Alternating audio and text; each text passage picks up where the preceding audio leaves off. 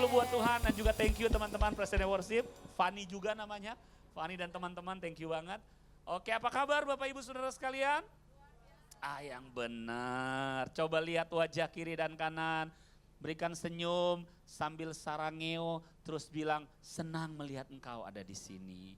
Bapak Ibu, kita ini saudara dalam Tuhan. Amin. Tadi saya bilang di ibadah yang sebelumnya kalau kita sama kakak beradik kita jadi saudara sebab sedarah oleh karena darah yang mengalir dari papa dan mama juga ada terhadap kakak dan beradik. Nah kita ini saudara di dalam Tuhan, kenapa? Karena yang menyatukan kita bukan darah manusia, tapi darah Yesus. Saya mau tanya, powerful enggak? Powerful. Makanya sekali lagi waktu kita nyanyikan kau saudaraku, kau saudariku, itu benar-benar loh bukan sekedar lagu. Tadi kalau mungkin belum tanpa pengertian yang tadi saya bilang, kita bilang saudaraku, saudariku, biasa doang, sekarang saya minta dengan kasih. Sekali lagi kasih sarangnya kiri dan kanan terus bilang engkau saudaraku. Wow. Oke, ini kali yang di hari ini dan saya sempat menyampaikan firman Tuhan tapi di ibadah pagi beberapa waktu yang lalu di tempat ini sebuah kehormatan. Terima kasih Pastor Paulus dan juga seluruh pengerja yang ada di tempat ini. Nama saya Fani Lumintang. Saya baru 2 tahun dari Jakarta, sebelumnya saya lama banget di kota Manado. Saya pelayanan di sana sebuah gereja lokal sejak saya masih muda. Kemudian jadi youth pastor dan kemudian memberi waktu sepenuhnya. Dan kemudian saya pindah ke Jakarta karena mendampingi orang tua yang sudah lansia. Kami pindah ke Jakarta, saya bersama dengan 1 istri saya dan 3 orang anak saya. Tolong jangan diputer, maknanya jadi beda kalau sampai kebalik ya. Sebuah kehormatan untuk bisa melayani saudara. Nah hari ini saudara, saya mau kita lihat dari apa yang menjadi tema dari gereja ini berbicara tentang Roh Kudus. Saya pikir ini sesuatu yang baik, tapi gini, kalau kita bicara soal Roh Kudus, sometimes kita terjebak hanya sampai ke sebuah knowledge atau pengetahuan. Nggak salah sih, karena saya percaya waktu kita mendapatkan knowledge yang datangnya dari Tuhan, itu harusnya memerdekakan setiap kita. Tapi sore hari ini saya mau mengajak kita, kalau kita berbicara soal Roh Kudus, itu bukan hanya sampai di knowledge atau pengetahuan kita, tapi itu menjadi sesuatu yang kemudian berdampak dalam kehidupan kita. Tahukah saudara bahwa siapa kita? Tuhan memutuskan untuk tinggal di dalam kita. Roh Kudus tinggal di dalam kita. Kita tahu Tritunggal, kita semua percaya Tritunggal. 3 pribadi dalam satu kesatuan, satu hakikat. Nah Tuhan itu mau tinggal dalam kita. Saya mau tanya, emangnya kita udah kudus karena perbuatan kita? Enggak kan? Tuhan yang telah menguduskan kita, tapi di perjanjian baru Tuhan memutuskan untuk tinggal dalam kita. Saudara tahu dalam perjanjian lama, Taurat itu ada di luar, lewat 2 loh batu, kita tahu itu Taurat. Bangsa Israel gagal ketika hukum itu ditaruh di luar. Yeskiel bilang begini, nanti akan ada masa waktunya di mana Taurat itu, hukum itu bukan lagi berada di luar dalam tulisan di loh batu. Ini kata Yeskiel, bahkan sudah dinubuatkan ribuan tahun yang lalu bahwa begini, tetapi aku akan menaruh hatiku, perkataanku, menuliskannya bukan lagi di loh batu, tetapi dalam hati setiap umatku, yaitu Roh Kudus. Saya waktu renungkan ini saudara, powerful banget. Tahukah saudara bahwa ketika kita memutuskan percaya Yesus sebagai Tuhan dan Juru Selamat, itu pun karena Roh Kudus yang menggerakkannya di dalam kita. Ada firman Tuhan dalam perjanjian baru yang bilang begitu. Nah makanya sore hari ini saya mau kita sama-sama akan melihat supaya begini. Waktu kita sebagai anak-anak Tuhan, orang-orang percaya dalam perjanjian baru saat ini, which is di mana Roh Kudus itu sudah ada di dalam kita. Katakan dengan saya, sudah ada. Tetapi persoalan sudah ada dengan kemudian kita dipenuhi atau kita dituntun oleh siapa, apakah oleh diri kita atau oleh Roh Kudus, itu perkara yang lain. Tapi puji Tuhannya udah ada. Katakan dengan saya, udah ada. Nah makanya tema hari ini, saya minta tolong multimedia bisa tampilkan PowerPoint-nya yang sudah saya siapkan. Baca sama-sama yuk, temanya apa? Dia selalu ada. Kenapa pemahaman ini perlu? Walaupun saya percaya harusnya saudara dan saya udah tahu bahwa emang Roh Kudus beda sama konteks perjanjian lama. Kalau konteks perjanjian lama, Roh Kudus itu bisa pergi, bisa datang dan bisa pergi. Dalam konteks perjanjian lama. Saudara masih ingat kisah Saul waktu kemudian dia diurapi jadi raja oleh Samuel, kata firman Tuhan, at the moment pada saat itu, roh Tuhan mulai menguasai Saul. Roh Tuhan ada dalam diri Saul. Tapi ketika Saul mulai berjalan dalam ketidaktaatan, berulang kali pada waktu itu dalam perjanjian lama, dikatakan begini, sejak saat itu roh Tuhan undur daripada Saul. Saudara lihat ya kisahnya, makanya kemudian yang menguasai Saul pada waktu itu adalah roh jahat. Itulah sebabnya Daud perlu datang, menyanyikan pujian, dan roh jahat itu bisa pergi. Itu dalam konteks perjanjian lama. Kalau kita baca banyak kali, selalu dikatakan, oh roh Tuhan undur dari si Simpson misalnya. Gospel, Injil adalah kabar baik. Bukan hanya Tuhan telah menyelamatkan kita lewat karya salib, tetapi ya hal yang terbaik juga yang Tuhan anugerahkan buat setiap kita adalah pribadinya, roh Tuhan, roh kudus dalam konteks perjanjian baru. Itu selalu ada di dalam kita. Nggak akan pergi-pergi. Siapa kita? Kalau saya boleh tanya jawab dengan jujur, apakah kita tidak pernah menyakiti Tuhan? Apakah kita tidak pernah bersalah? Terima kasih untuk kejujuran. Ibu-ibu ada di depan, tepuk tangan dong. Saya suka kalimat yang mengatakan sering. Tapi Roh Kudus gak pernah tinggalkan kita. Kita akan lihat point of view pada sore hari ini, kenapa saya beri judul Dia Selalu Ada, supaya gampang. Tadi ibadah jam 2, itu jam yang tidak mudah. 4:30 saya tahu juga jam-jam yang tidak mudah. Kenapa? Enaknya jam-jam segini, saudara di mall, saudara belanja. Tapi dari wajah-wajah di sini, ini wajah-wajah yang cinta Tuhan. Amin. Tapi aminnya agak mencurigakan ya. Amin ya. Amin, saudara tetap memutuskan. Makanya supaya gampang, saya kasih akronim. Tapi sebelum akronim supaya gampang, khotbah siang hari ini diingat, sebenarnya saya udah siapin 7 langkah, 7 cara. Kepanjangan kalau 7 cara. Karena kalau 7 cara biasanya bukan cuma pendengar yang lupa, pembicara juga lupa. Jadi saya nggak akan pakai 7 itu, 7 poin, 3 aja dari akronim. Tapi kita baca dulu Yohanes pasalnya yang 14 ayat 16 sampai 17. Boleh ya saudara kita baca ya? Yohanes pasal 14 ayat 16 sampai dengan 17. Saudara siap? Yang siap untuk membaca katakan Oke, Yohanes 14 ayat 16 sampai dengan ayat 17. Baca dengan suara yang aktual, tajam, dan yang jawab langsung ketahuan angkatannya tahun berapa. Seangkatan sama saya. Zaman-zaman liputan 6 dulu. Yuk kita baca yuk. Yohanes 14 ayat 16 sampai 17. Baca sama-sama 2, 3. Aku akan minta kepada Bapa dan Ia akan memberikan kepadamu seorang penolong yang lain supaya Ia menyertai kamu selama-lamanya, yaitu Roh kebenaran. Dunia tidak dapat menerima Dia sebab dunia tidak melihat Dia dan tidak mengenal Dia. Tetapi kamu mengenal Dia sebab Ia menyertai kamu dan akan diam di dalam kamu. Kalau kita lihat slide berikutnya, kata penolong yang lain itu menggunakan kata Yunani alos parakletos. Alos artinya yang lain. Pak, kalau yang lain berarti yang lain dong. Yang lain di sini bukan berarti yang lain kemudian tidak satu hakikat, tritunggal. Makanya ditulis alos yang lain tapi sejenis atau identik. Yang menarik daripada kekristenan tentang ketritunggalan adalah satu dengan yang lain saling memuliakan. Saya kasih contoh. Anak mempermuliakan Bapa, Bapa mempermuliakan anak, anak mempermuliakan Roh Kudus. Itu adalah sebuah hal yang sangat luar biasa. Kalau saudara ingat waktu kemudian Tuhan Yesus memberi diri dibaptis, itu langsung tuh nyata pada saat itu. Terdengarlah suara dari sorga. Inilah anakku yang kukasihi. Pada saat itu ada Roh Kudus dengan lambang seperti burung merpati yang turun.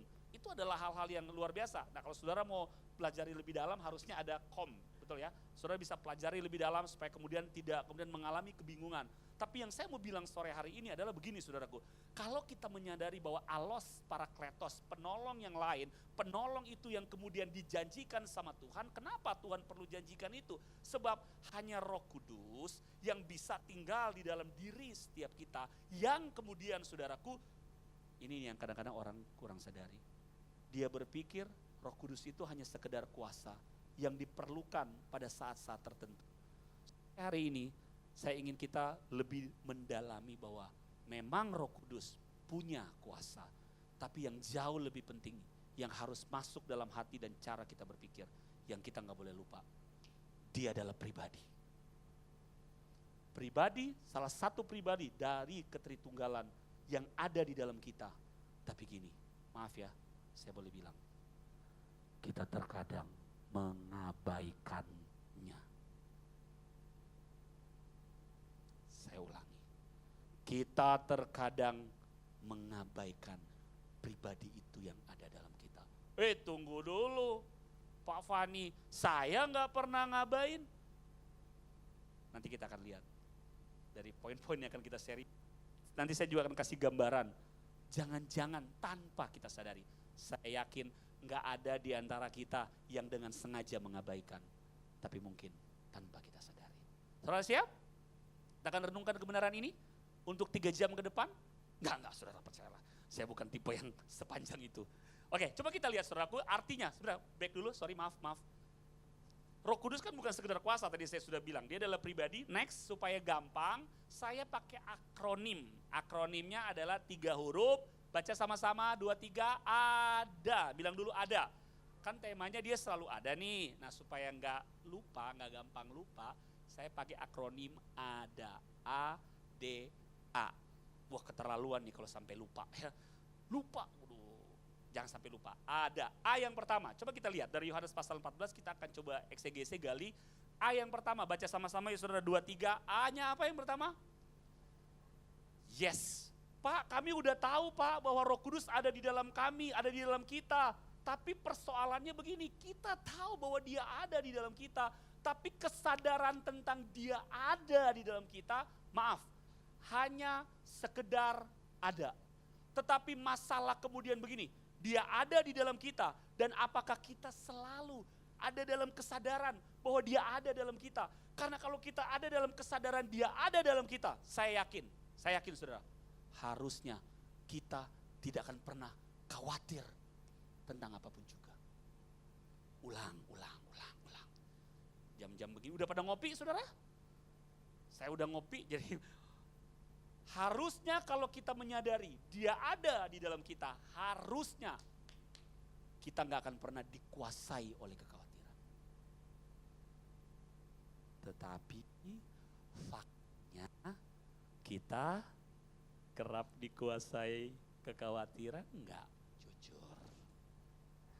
Terima kasih. Yes. Kenapa? Karena ada di dalam kita, kita suka lupa. Saudara tahu dunia ini, situasi sekitar, si jahat akan berusaha untuk membuat begini. Kita kehilangan kesadaran bahwa Tuhan yang besar, Roh Kudus ada di dalam kita. Buktinya apa? Kita gampang banget khawatir. Perang Iran, Amerika, dan Israel telah membuat harga kemudian naik. Nggak tahu nih harga bakalan naik seperti apa. Nggak tahu ketidakpastian. Saudara dengar baik. Kalau saudara dikuasai oleh itu semua, yang terbaik apa? Kalau kita tahu bahwa dia ada dalam kita. Yuk kita lihat, coba lihat slide selanjutnya berkata begini saudara. Kalau kita menyadari ini saat kita berdiri kuat, dia ada. Tapi waktu kita juga lagi lemah, waktu kita juga lagi gak berdaya, waktu kita juga lagi dikuasai oleh kekhawatiran kita, dia ada kok. Ada di dalam kita. Saya berdoa bukan hanya menjadi sebuah knowledge buat setiap kita. Hey, bangkitkan kesadaran kita. Waktu kita lemah, dia ada. Waktu kita kuat, dia ada.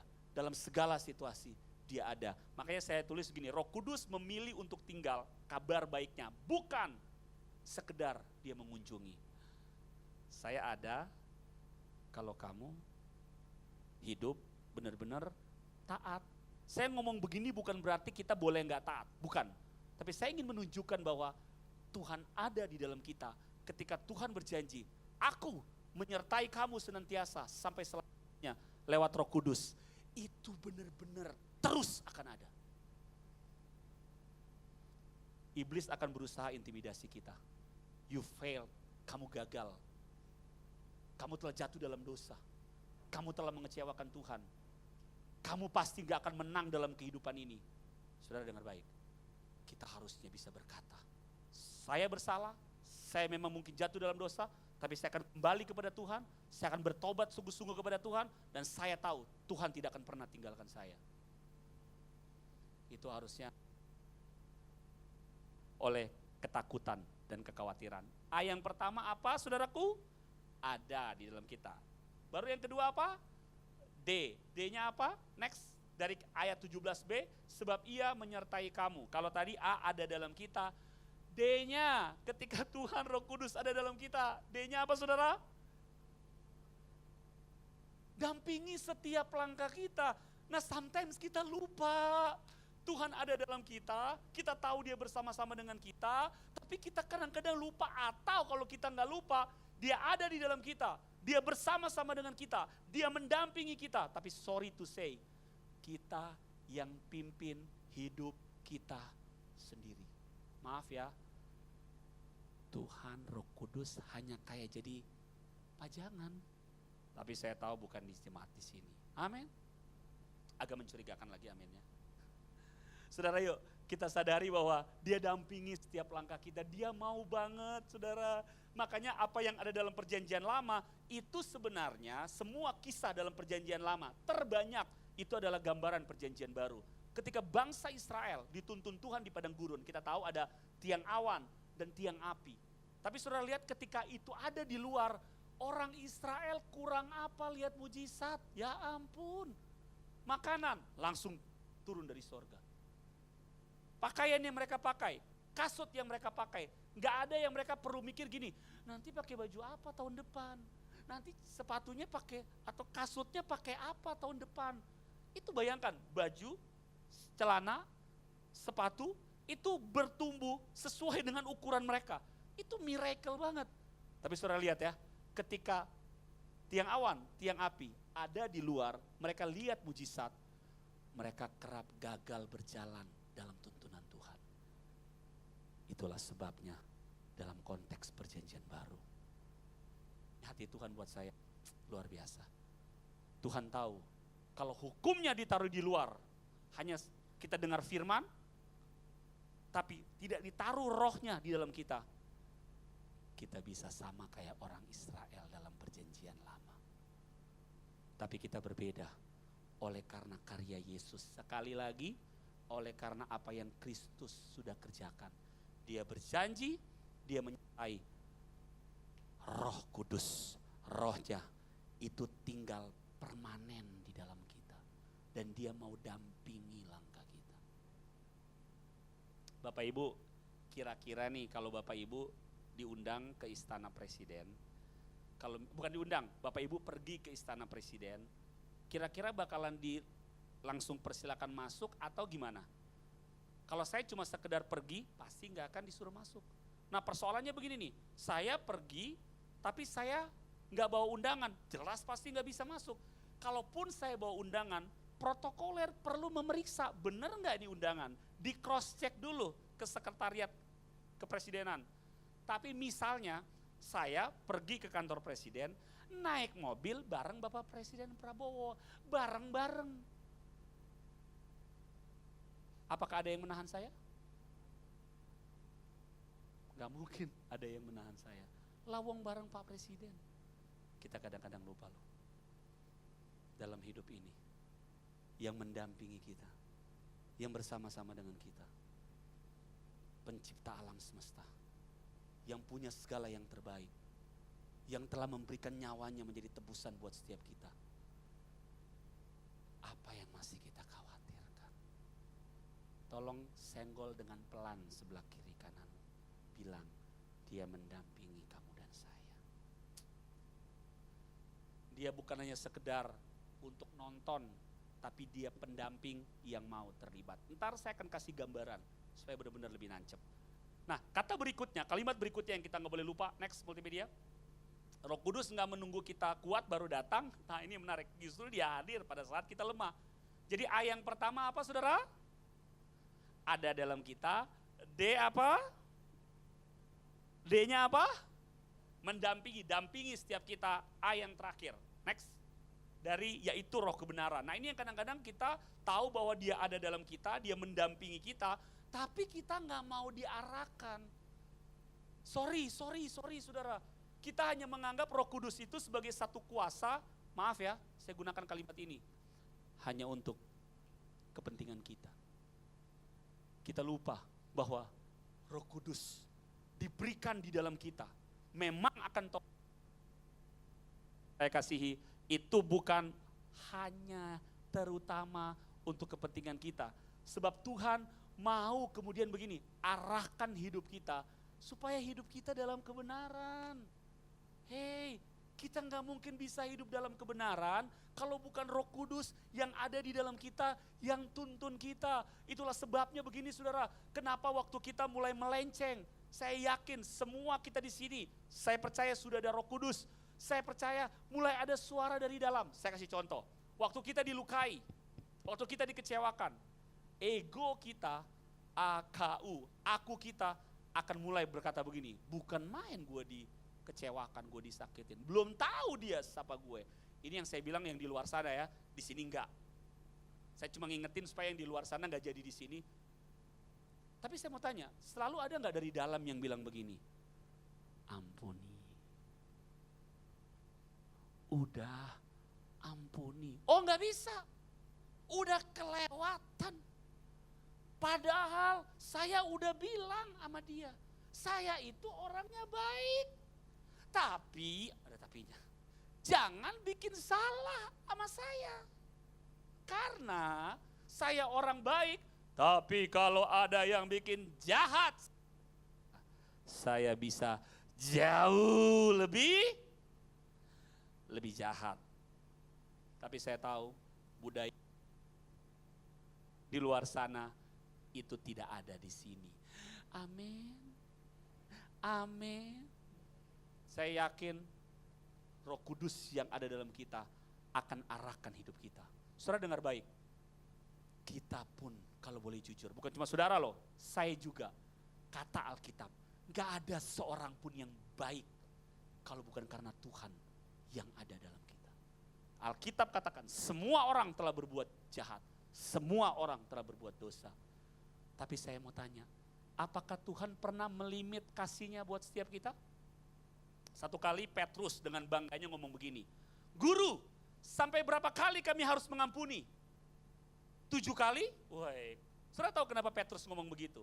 Latar belakang pada saat itu, konteks orang Yahudi, kalau disakiti dan mengampuni udah sampai 3 kali aja, itu udah oke. Udah oke. Petrus dengan bangganya, karena dia merasa dia murid Yesus, sampai 7 kali kah? Kata orang Ambon. Petrus lagi bilang begini, saya udah ngampunin sampai 7 kali, Guru. Saudara tahu jawaban Tuhan Yesus? Enggak, bukan 3 kali, bukan 7 kali, tapi sampai 70 kali 7. Itu bukan makna harafianya 70 kali 7, 490.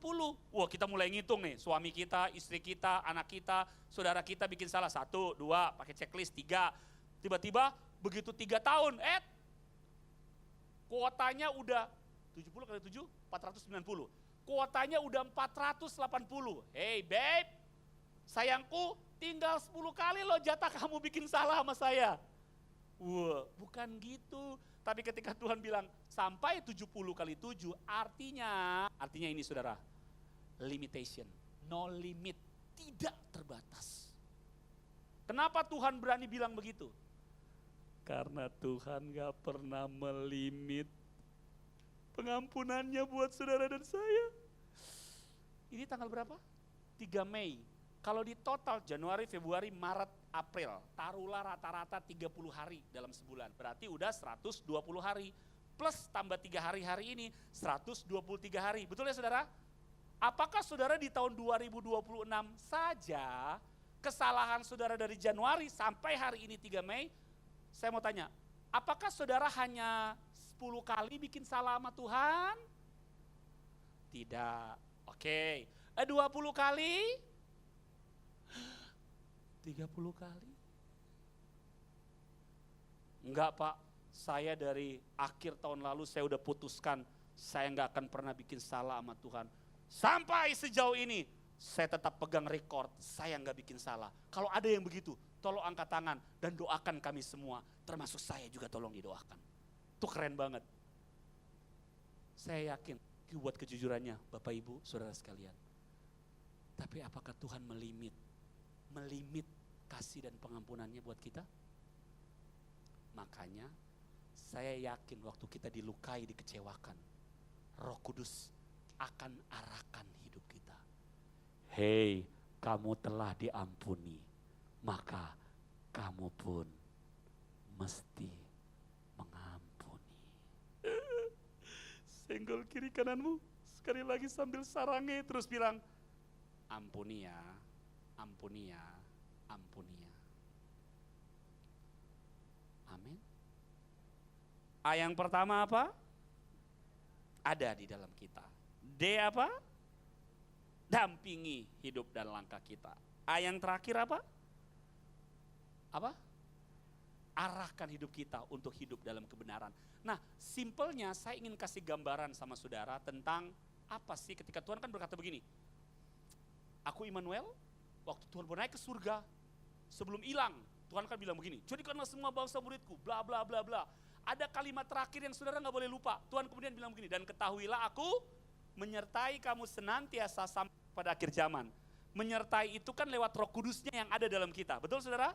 Nah, saya mau kasih gambaran nih tentang janji Tuhan itu buat setiap kita. Tapi saya butuh satu volunteer, sukarelawan.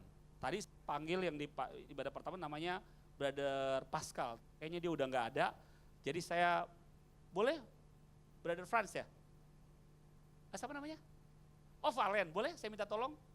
Boleh lah ya, Brother Valen, mari maju ke depan. Tepuk tangan dulu buat Brother Valen. Minta tolong ya, Brother Valen ya. Ini udah melayani dari tadi nih, luar biasa. Saya akan kasih gambaran kepada saudara, Roh Kudus sudah ada dalam kita. Tuhan sudah ada di dalam kita. Sekali lagi bukan belum ya. Kalaupun nanti kita berdoa, ada masa kan biasa kita mengadakan ibadah penantian Roh Kudus. Itu lebih kepada begini, kita minta dipenuhi oleh Roh Kudus. Di mana Tuhan yang menguasai kita lagi. Bagus banget doa seperti itu. Tapi kalau apakah Roh Kudus sudah ada dalam kita? Udah ada. Karena nggak mungkin kita bisa mengakui Yesus sebagai Tuhan kalau bukan dianugerahkan kepada kita. Nah, hari ini saya mau jelaskan nih saudara. Terbanyak kita tanpa kita sadari, Roh Kudus sudah ada di dalam kita. Tapi poin yang tadi, ada dalam kita, dampingi hidup kita, arahkan hidup kita. Kalau kita boleh jujur, terbanyak masih kita kuasai diri kita sendiri. Saya akan buktikan lewat gambaran ini. Anggap saya Tuhan. Saya siapa saudara? Anggap ya saudara, jangan sembah saya. Ini anggap aja. Anggap Brother Valen ada mewakili seluruh manusia. Jadi Brother Valen siapa? Mewakili seluruh manusia. Nah, ini ada 5 kursi di depan. Anggap 5 kursi di depan ini yang menghadap ke sini. Ini adalah segala tanggung jawab saudara, segala pergumulan hidup saudara. By the way, ada pergumulan? Coba dilihat dulu wajah kiri dan kanan, adakah wajah-wajah yang lagi pergumulan? Coba dilihat aja, nggak usah ngaku saudara, udah kelihatan semua kita ada pergumulan, it's okay. Anggap ini 5 kursi ini adalah tanggung jawab, beban, pergumulan. Semua kita ada. Nah, saya akan coba lihat, mau ngajak saudara mau melihat bahwa apa jadinya kalau kita dalam hidup ini, Roh Kudus sudah ada dalam kita, tapi kita biarkan diri kita yang menguasai hidup kita. Nanti Brother Valen akan pindahkan 5 kursi ini, dianggap pergumulannya selesai atau berkemenangan ketika kursi ini pindah di sini dan menghadap ke sana. Oke? Siap? Nah, tapi kan biasanya tantangan, tanggung jawab itu ada limitnya di dunia ini. Contoh nih, tiba-tiba saudara harus membayar, misalnya saudara bisnis dan ada tagihan-tagihan kewajiban yang harus dibayar. Saudara udah hitung, aduh kayaknya nih kalau tanggal segini ada pembayaran yang harus saya bayarkan, entah dari supplier, entah kepada bank, kayaknya omset belum capai nih. Gimana nih limitnya nih? Ini contoh, coba kita lihat ya, kita jalan tanpa Tuhan. Saya siapa saudara? Tuhan, anggap ya. Brother Valen adalah mewakili seluruh manusia, khususnya orang percaya. Dia akan pindahkan 5 kursi ini di sini menghadap sana, tapi karena ada limit waktu, kita akan kasih waktu 5 detik. Oke? Santai, memang yang bikin kita takut tuh karena waktunya terlalu terbatas, mepet. Kalau waktunya panjang mah santai aja, tapi karena mepet ini nih. Oke, brother? Siap ya? Saudara hitung ya, sampai 5 ya. Boleh? Tolong hitungnya jangan hitung gaya orang Ambon. hitung gaya orang Indonesia. Karena kalau orang Ambon kalau hitung 1, 2, 3, 4, 5, jangan ya. Hitungnya normal aja. Bisa brother? Bisa ya? Oke, kita hitung sampai 3, brother secepatnya mundur dulu brother. Di sini ya, batasnya yang menghadap sana. Harus rapi ya brother. Oke, 1, 2, 3, silakan. 1, 2, 3, 4, 5, ya cuma 2, brother balikin lagi brother balikin lagi, cuma 2, tercapai enggak? Enggak bisa, belum cukup, belum selesai, cuma 2. Dikasih waktu lagi, terlalu cepat lah 5 detik Pak, kasih 7 lah ya, 7, sini lagi brother. Oke kita kasih 7 detik ya, oke siap, 1, 2, 3, 1, 2, 3, 4, 5, 6, 7, ya udah mau hampir 4, tapi brother masih belum bisa, balikin lagi brother. Gak apa-apa ya brother ya, tepuk tangan dulu buat brother Valen, kita kasih semangat. Karena ini mewakili seluruh orang percaya nih, kita harus kasih semangat. Saudara, pasti akan sulit. Padahal Tuhan Immanuel, pengertian Immanuel bukan hanya dia bersama-sama dengan kita. Tapi ketika Tuhan berkata, dia Immanuel, lewat Roh Kudusnya yang diberikan kepada setiap kita. Saudara, makna Immanuel yang sebenarnya bukan menemani. Kamu mau sendiri atau mau ditolong sama Tuhan yang ada di dalam kamu? Tuhan itu sudah ada dalam kita. Tapi karena ini gambaran, saya nggak mungkin bisa. Saya bukan Tuhan yang sebenarnya yang bisa masuk dalam tubuhnya. Saya akan gambarkan kepada saudara. Saudara boleh hitung sampai 7? Boleh ya? Hitung gaya orang Indonesia. Saya izin taruh mic.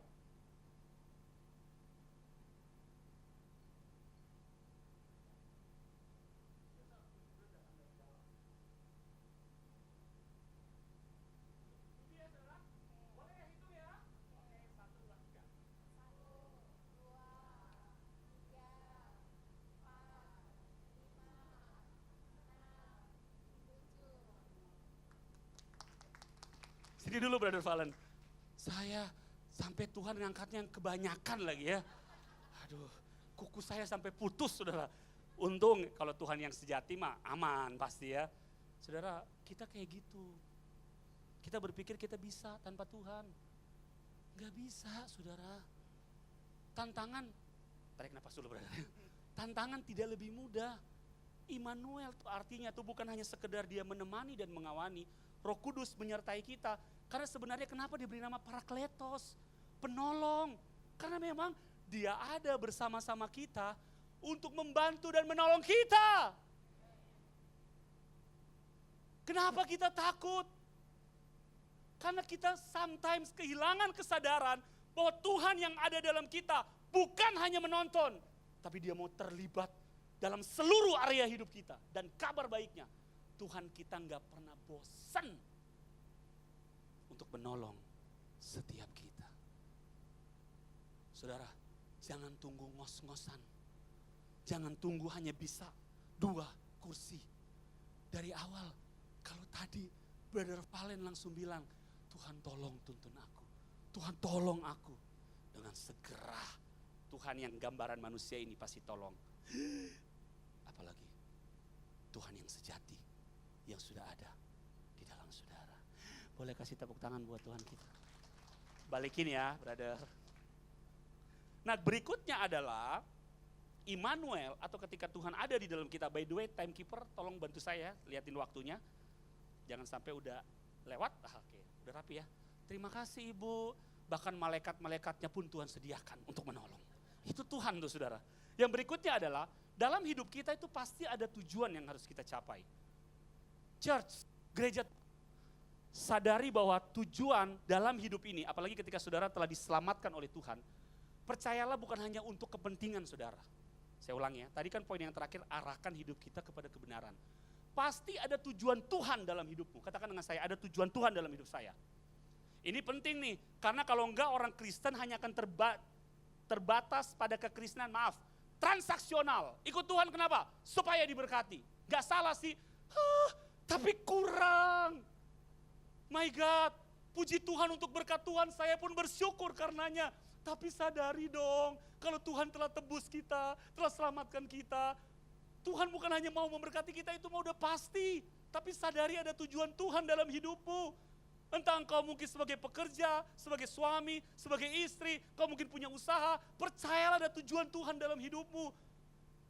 Orang kerja yang ada di tempat di mana engkau bekerja, pegawai-pegawaimu, tempat di mana engkau ada dalam rumah tanggamu, apakah bisa melihat Kristus lewat hidupmu? Itu yang saya sebut begini, tujuan Tuhan dalam hidup setiap kita. Dan saya akan kasih gambaran supaya lebih gampang.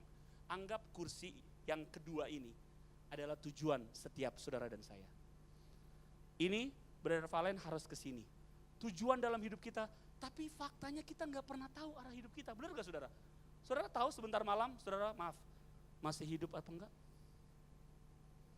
Amin, kita mempercayainya masih, tapi kita nggak tahu dengan pasti. Itulah keterbatasan kita. Apalagi menghadapi pergumulan. Belum lagi tantangan dunia ini yang mencoba memutar-mutar kita jadi bingung dengan tujuan Tuhan. Betul? Anggap kursi yang kedua itu adalah arah hidup kita. Kita ke sana ya, tanpa Tuhan ya, karena kita nggak tahu nanti Brother Valen harus ke situ dengan mata yang tertutup. Tutup matanya, nanti tangannya ditaruh di mata dan nggak boleh ngintip ya brother, karena Tuhan yang ini nggak tahu kalau Brother Valen. Tuhan yang sebenarnya tahu kalau kamu ngintip. Nakutin dikit nggak apa-apa ya. Oke brother, coba ya tanpa Tuhan. Dan biasanya dunia ini bikin kita tuh pusing, kita diputar-putar supaya kita lebih bingung arah dan tujuan Tuhan, betul? Ini saya mau gimana nih hidup? Ayo coba ke situ tanpa Tuhan, tanpa Tuhan. Ayo silakan brother, coba ke situ tanpa Tuhan. Kita mencoba, kita pakai aturan ya, kalau sampai nabrak apapun selain di situ, itu dianggap failed dan harus di-reset kembali. Sometimes harga yang harus dibayarkan harus tinggal di-reset kan? Makin jauh loh saudara, makin jauh saudara, jauh banget. Aduh. Dan akhirnya nabrak lah. Saudara percaya nggak sampai malam pun nggak akan berhasil kalau benar-benar dia tutup mata. Percaya saudara? Saya mau tanya, Tuhan yang menyertai lewat Roh Kudusnya. Tahu nggak arti Immanuel? Sesudah dia ada untuk membantu dan menolong kita. Arti Immanuel, kenapa Tuhan harus taruh Roh Kudusnya, pribadinya di dalam kita. Memang kita tanpa Tuhan, kita kayak gini. Tapi kalau kita udah sadar Tuhan ada di dalam, kemudian kita minta Tuhan dampingi, sungguh-sungguh dampingi, bukan hanya sekedar menemani, tadi saya juga dampingi, tapi kita mau nggak diarahkan? Saudara mau diarahkan? Valen, kamu mau diarahkan atau mau jalan sendiri? Jujur. Mau diarahkan lah, oke. Saudara, waktu saudara minta arahan daripada Tuhan yang ada dalam saudara. Ayo anakku, saya mau tanya, kalau Tuhan bersama-sama Immanuel, apakah tidak ada tantangan? Ada, namanya juga iblis, itu kerjaannya dia. Disediain lubang supaya saudara jatuh di depan. Saudara nggak bisa lihat lubangnya, tapi Tuhan tahu loh saudara. Anakku lompat ke depan 1, 2, 3, lolos dari lubang. Apakah ada panah-panah yang dilepaskan oleh si jahat? Adalah, namanya juga iblis. Saudara tengking sekali, muncul lagi dia ke depannya. Namanya juga iblis, selama dia belum diikat, dia akan melakukan itu. Nggak bisa, saudara butuh Tuhan. Kita nggak bisa lihat panah-panah yang dilepaskan. Tapi Tuhan bisa lihat. Anakku geser ke kanan 1, 2, 3. Supaya panahnya lolos. Kita udah gak kuat kadang-kadang. Di saat badai bergelora. Hidup ini penuh dengan badai saudara. Tuhan tahu saudara gak mampu ketika badai yang besar hendak menerpa saudara. Ini yang saya suka dari Tuhan. Ada ayat yang bilang dalam naungan kepak sayapnya, dia akan menaungi kita. Dia akan melindungi kita. Waktu kita mau dihancurkan oleh badai, Tuhan kemudian langsung melindungi kita, menaungi kita. Puff, saudara aman. Tuhan yang kena badai, Tuhan bilang ya nggak ngefek lah kalau badai mah sama Tuhan. Kita kadang-kadang udah mau menyerah saudara. Maaf ya, mungkin orang suamimu nggak tahu, istrimu nggak tahu, anak-anakmu nggak tahu. Tapi karena beratnya beban, seolah-olah mungkin kau pernah berkata, lebih baik saya mati aja. Saudara udah mau menyerah. Roh Kudus yang ada di dalam kita akan berkata, aku ada bersama dengan kamu anakku. Aku pegang hidupmu. Aku mati di atas kayu salib. Roh Kristus itu bukan hanya untuk menyelamatkan kau, tapi untuk terus menuntun hidupmu. Makanya keselamatan itu bukan hanya mati masuk surga.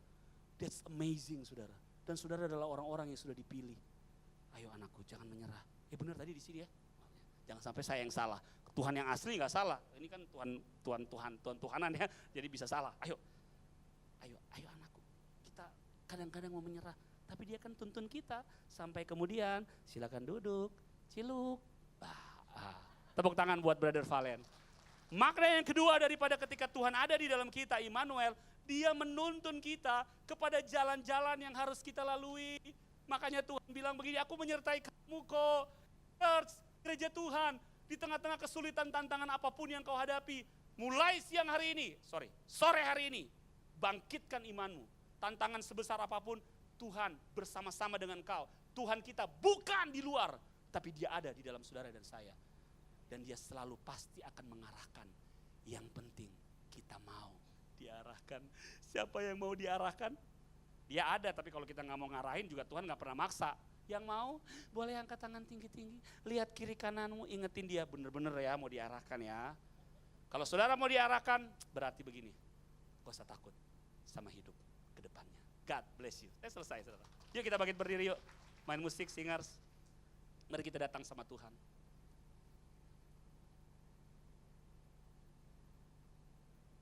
Ada lagu yang bilang begini, engkau ada bersamaku di setiap musim hidupku. Boleh kita naikkan pujian ini? Boleh ya saudara ya? Musim apapun, dia udah berjanji, dia menyertai kita. Amin. Apakah dia akan batalkan perjanjiannya?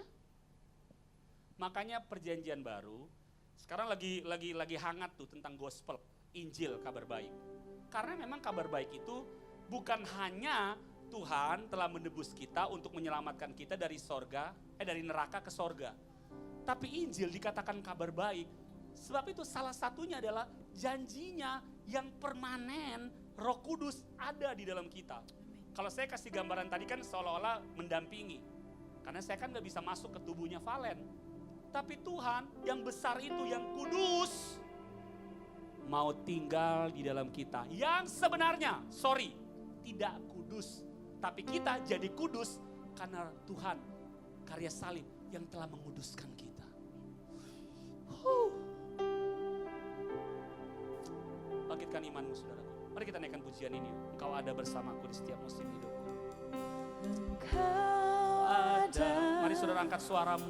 Bersamaku. Kita bersyukur untuk kesetiaan Tuhan dalam hidup kita. Di setiap musim. Kita yang mungkin di tahun-tahun ini, di hari-hari ini mulai merasa penat dengan kehidupan ini. Kita merasa, kita berpikir seolah-olah Tuhan meninggalkan kita. Padahal sejatinya kita gak pernah dibiarkan sendiri. Suami, istri, pasangan, anak, orang tua, sahabat bisa tinggalkan kita. Tapi Tuhan gak pernah tinggalkan kita. Haleluya, thank you Jesus. Terima kasih ya Tuhan. Kekuatan kami hanyalah saat kami bersamamu Tuhan. Ampuni kami Tuhan kalau terkadang kami ragu. Tantangan dunia ini tanpa kami sadari mungkin membuat kami ragu. Kami minta ampun Tuhan. Katakan dengan imanmu, bersamamu. Bersamamu Bapa. Haleluya. Ku lewati. Kami bisa melewati semuanya Tuhan. Bukan dengan kekuatan kami. Tapi saat kami bersamamu. Saat perkenananmu ada dalam hidup kami. Haleluya. Teguhkan hati. Saudara dengar baik. Tuhan pasti bertindak. Amin. Engkau yang bertindak. Kami percaya dengan iman kau pasti bertindak memberikan pertolongan. Sebab engkau Parakletos. Tuhan yang menolong kami. Haleluya. Anugerahmu besar melimpah. Mari church, jemaat Tuhan, GMCC, angkat suaramu, katakan